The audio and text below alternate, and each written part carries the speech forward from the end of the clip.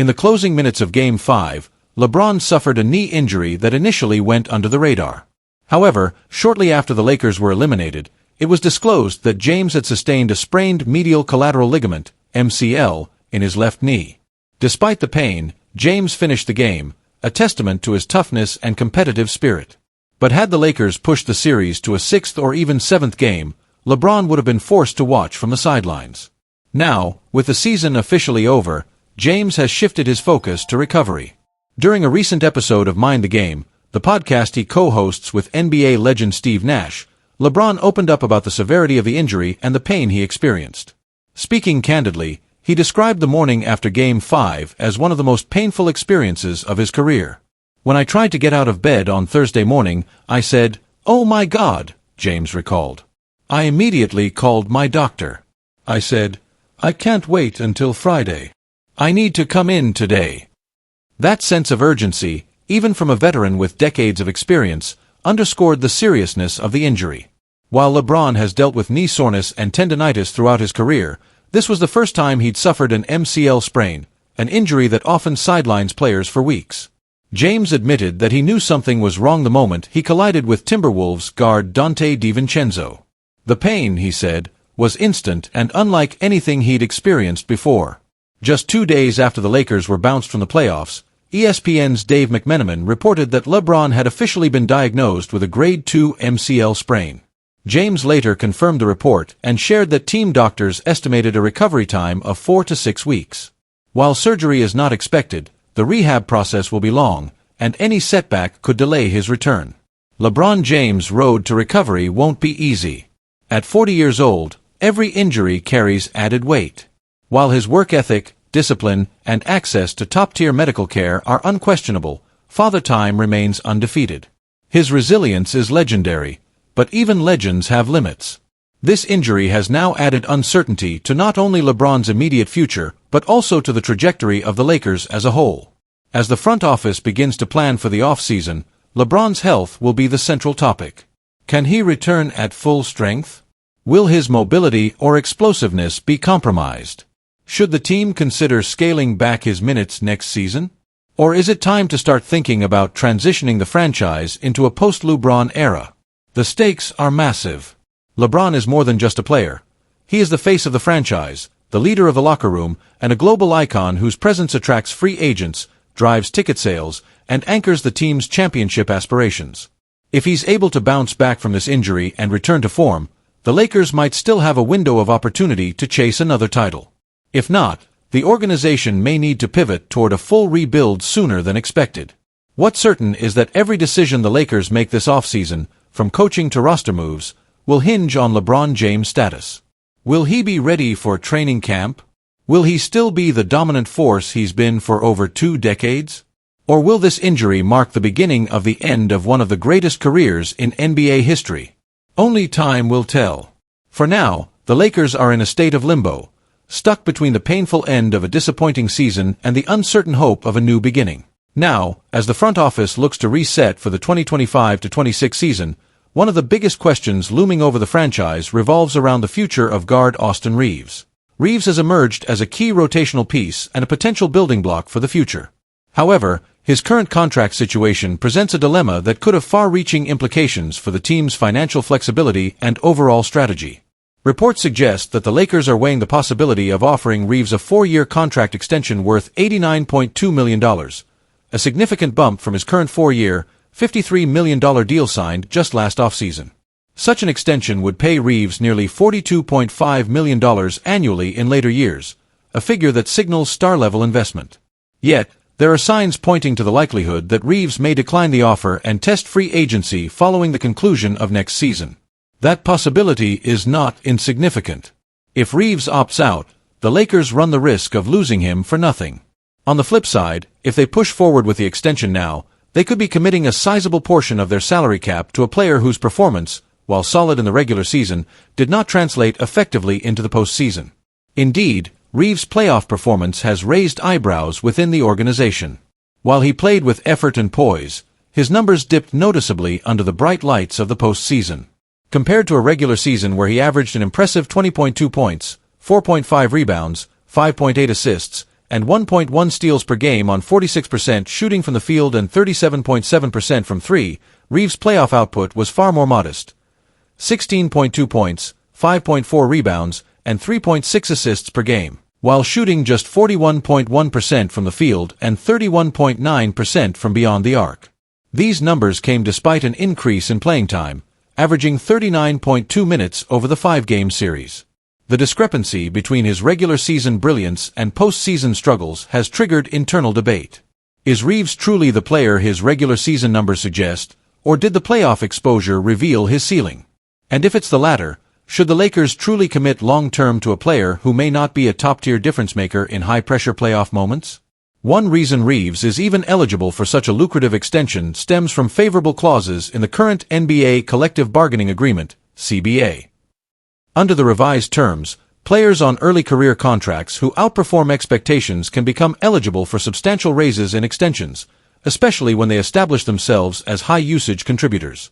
Reaves fits that mold perfectly, at least on paper. But as Rob Pelinka, the Lakers' president of basketball operations and general manager, weighs his options, the question remains whether Reaves' on-court value justifies such a heavy financial commitment. From a front office perspective, no option is off the table. If a compelling trade offer materializes involving Reaves, the Lakers might not hesitate to make a move. In that context, Reaves is far from untouchable. If a package is offered that can address other team weaknesses, such as perimeter defense, three-point shooting, or interior rebounding, the Lakers may view parting ways with Reaves as a necessary sacrifice for a larger goal. In fairness, Reaves' age and development curve still make him an appealing asset. He plays with a high basketball IQ, rarely forces bad shots, and brings a level of hustle and fearlessness that fans and coaches alike appreciate. These qualities have made him a fan favorite, and many within the organization are genuinely high on his potential. Yet, sentiment cannot outweigh results. If the Lakers are serious about returning to championship contention, difficult decisions must be made with clarity and conviction. Handing out a massive extension to Reaves based primarily on potential and not postseason performance could limit their options moving forward. Pelinka and the Lakers front office now face one of the defining decisions of the offseason. Locking in Reaves would provide some continuity and keep a valuable young guard in-house, but it comes at a steep cost. Letting him walk risks losing a rising talent but frees up cap space that could be used elsewhere.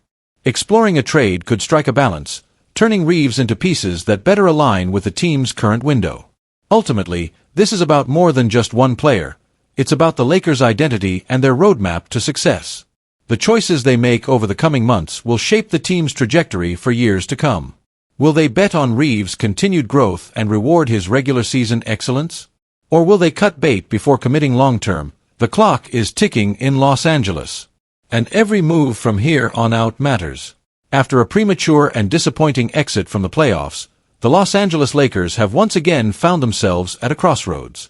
With lofty expectations coming into the postseason, the organization now faces a critical offseason full of uncertainty and big decisions. Following their first-round elimination at the hands of the Minnesota Timberwolves, there's been a growing chorus of speculation surrounding potential trade moves, roster restructuring, and coaching strategies.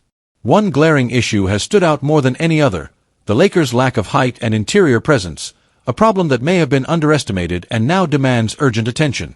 The Lakers entered the 2024-25 playoffs with high hopes. With a marquee duo of LeBron James and Luka Doncic leading the charge, many analysts and fans had them pegged as legitimate title contenders. However, it quickly became clear that the team had significant structural flaws. Chief among them was their inability to compete physically in the paint, both offensively and defensively. This shortcoming was ruthlessly exposed by a larger and more physically imposing Timberwolves team that dominated the boards and controlled the tempo of the series from start to finish. Minnesota's frontcourt trio of Julius Randle, Rudy Gobert, and Naz Reid consistently outmatched the Lakers' smaller lineups. Coach J.J. Redick's decision to lean heavily on small ball rotations, even at the cost of benching taller players like Jackson Hayes, ultimately backfired. Hayes, despite being one of the few players capable of contesting shots at the rim, saw limited minutes, leaving the Lakers vulnerable in the paint. The absence of Anthony Davis, who was traded to acquire Doncic, left a massive hole in the center position that was never adequately filled. In hindsight, one of the most pivotal moments of the season may have occurred off the court, at the trade deadline. According to multiple reports, the Lakers were close to finalizing a deal with the Charlotte Hornets for young center Mark Williams. The move was said to be highly favored by Luka Doncic, who saw Williams as an ideal pick-and-roll partner capable of elevating the team's inside game.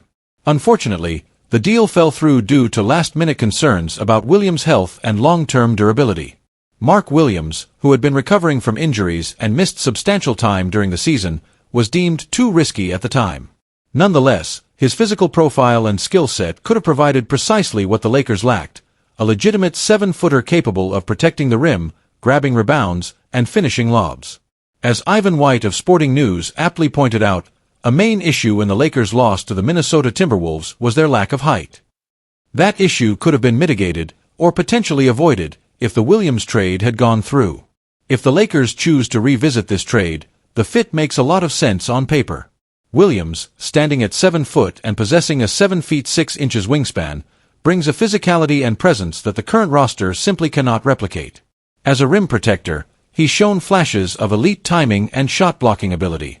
On offense, he may not be a polished scorer, but he excels as a lob finisher, a critical component for a team that thrives in the pick-and-roll, especially with a playmaker like Doncic. During his healthy stretches, Williams has demonstrated the ability to anchor a defense and control the paint. His rebounding, both offensively and defensively, would be a massive upgrade for a Lakers team that was often out-rebounded in crucial moments. Furthermore, his age and development timeline align with the team's young core, allowing for long-term chemistry and continuity.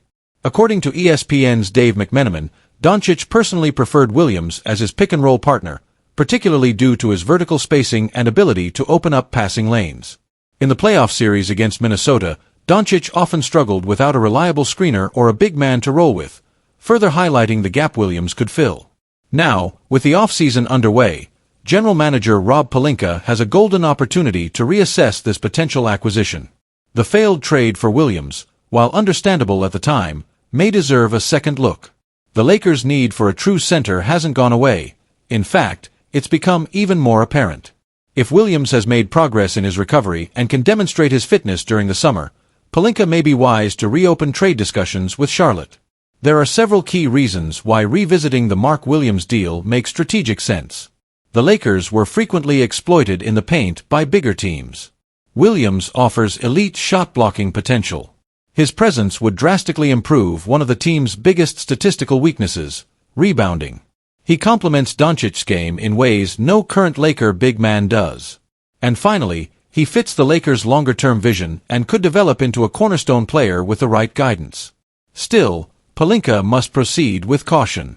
The front office will likely need to negotiate safeguards into any deal, such as performance incentives or partial guarantees, to protect against potential injury setbacks. If a more team-friendly structure can be arranged, acquiring Williams could be the key move that changes the course of the Lakers' future. The Lakers' early playoff exit has reignited questions about the direction of the franchise. With LeBron James continuing to age and Doncic entering his prime, the team must act decisively to maximize its championship window. Addressing the center position, either through a trade or free agency, should be the top priority.